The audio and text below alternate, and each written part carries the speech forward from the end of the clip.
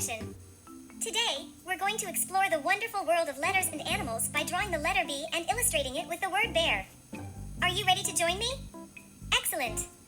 Let's dive right into the artistic adventure.